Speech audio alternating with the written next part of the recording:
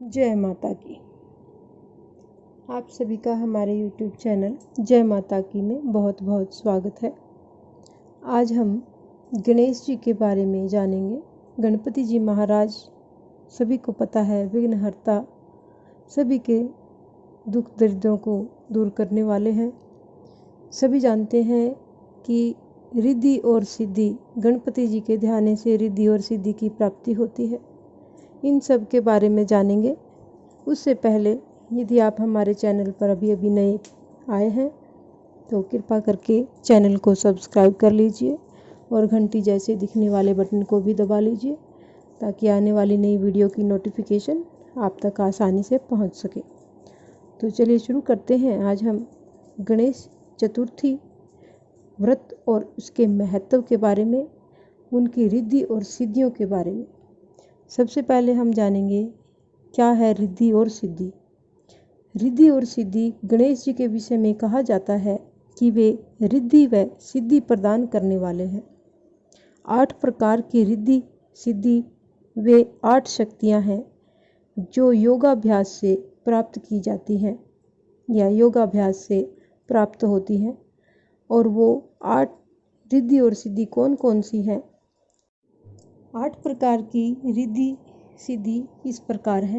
पहली है परखने की शक्ति। प्रभु गणेश जी की कृपा से हमें पहली रिद्धि मिली है परखने की शक्ति। इससे हम किसी भी व्यक्ति को जांच परख सकते हैं कि वो कैसा है। दूसरे नंबर पर आती है निर्णय लेने की शक्ति। ये भी एक हमारे अंदर एक बहुत बड़ी कृपा होती है प्रभु जी की कि हम किसी भी विषय पर अपना निर्णय ले सकते हैं कि हमें ये काम करना है कि नहीं करना है तो कैसे करना है। तो ये सब निर्णय लेने की शक्ति प्रभु गणपति जी की कृपा से ही होती है। तीसरी आती है सामना करने की शक्ति। सामना करने की शक्ति यानी जैसे हमारे सामने से अगर कोई हमें किसी भी तरह से गलत सही कोई दुर्घटना है, कोई गलत है, तो उस चीज़ का हमें सामना करने की शक्ति प्रदान करते हैं। चौथी है सहन करने की शक्ति। सहन करने की शक्ति भी प्रभु गणेश जी की कृपा से ही आती है। इनकी कृपा से हम हर चीज़ को, हर दुख दर्द तकलीफ को सहन कर सकते हैं। 5वें नंबर पर आती है सहयोग करने की शक्ति। 5वीं शक्ति सहयोग हम किसी भी काम में जितना हमारा सामर्थ्य होता है हम दूसरे को सहयोग कर सकते हैं। 6ठे नंबर आती है विस्तार को संकुचित करने की शक्ति। उसके बाद 7वें नंबर पर आती है समेटने की शक्ति। समेट सकते हैं हम किसी भी चीज़ को। हम ये सोच के कि इस काम को हमने ज़्यादा नहीं लंबा खींचना है तो उसको किस तरह से जल्दी समेटा जाए, ये भी शक्ति हमें प्रभु गणेश जी से ही मिलती है। 8वें नंबर पर आती है समाने यानी निहित हो जाने की शक्ति। किसी भी चीज़ में हम किस भगवान के नाम में जैसे समा जाते हैं, लीन हो जाते हैं जैसे किसी भी चीज़ में, तो इसको हम कहेंगे समाने की, निहित हो जाने की शक्ति। ये 8 प्रकार की रिद्धि और सिद्धियां हैं जो हमें प्रभु गणेश जी की कृपा से मिलती हैं। और अब इसके बाद 9 निधियों के नाम आते हैं। नव निधि घर आए, ऐसे आरती में भी कहा गया है। 9 निधि कौन कौन सी हैं?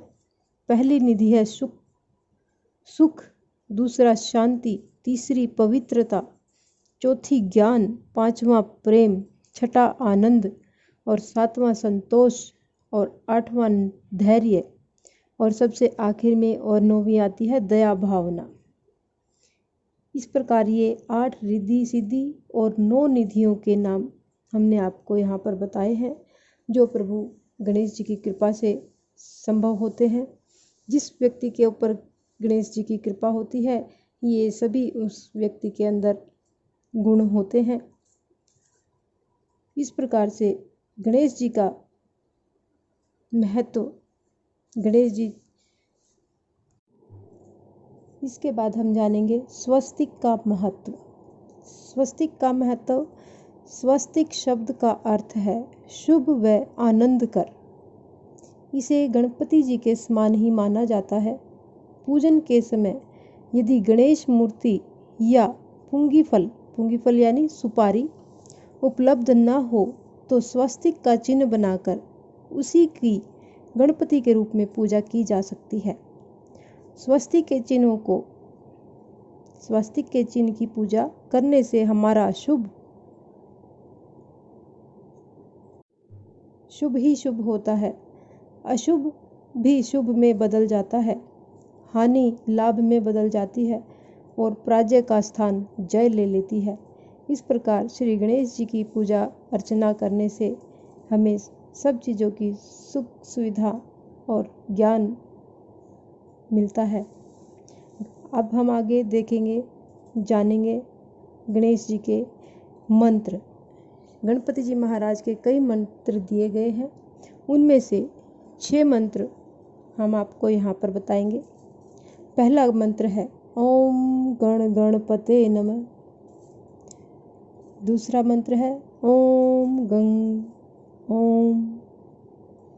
तीसरा मंत्र है ओम वक्रतुंडाय ओम नमः। चौथा है ओम श्री गणेशाय नमः। पांचवा मंत्र है ओम गजाननाय नमः। छठा मंत्र है ओम वक्रतुंडाय हुम। इस प्रकार ये गणपति जी के जो विख्यात मंत्र हैं वो हमने आपको यहाँ पर बताए हैं। माना जाता है कि इन मंत्रों